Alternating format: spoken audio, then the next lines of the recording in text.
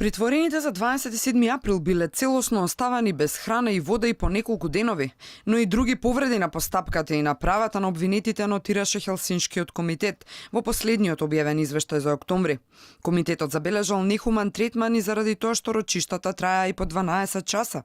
Последното нотирано прекршување на основните начела на постапката беше повредата на начелото на јавност на постапката, кога и покрај тоа што загрозениот сведок беше заштитен сведок и се испитуваше според одредбите за распит, судот на барање на основното јавно обвинителство исклучи јавноста од рочиштата кои беа закажани за 16 и 17 октомври, на кои се испитуваше заштитениот сведок.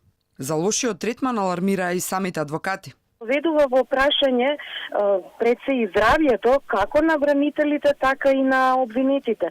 Замислете вие после 12 часа следење на рочиштето, вие треба сега на крај да давате приговори или забелешки, што е легитимно право на одбраната, во однос на тие докази, со која концентрација ќе го сторите тоа?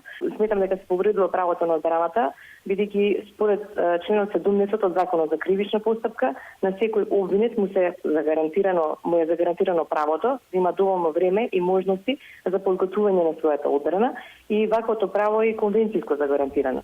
За подсетување, за време на распитот на загрозениот сведок, адвокатите на одбраната реагираа заради лошите услови во судницата, па заработија казни од по 1000 евра од судијката Кацарска. А на обвинетите, таа им порача дека ќе им бидат доделени адвокати по службена должност. И не само Хелсиншки, за нечовечкиот третман претходно реагираа и од коалицијата Сите за правично судење.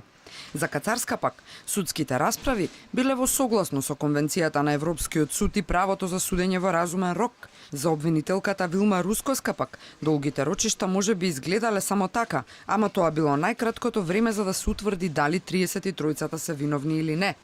Рочиштето продолжува утре.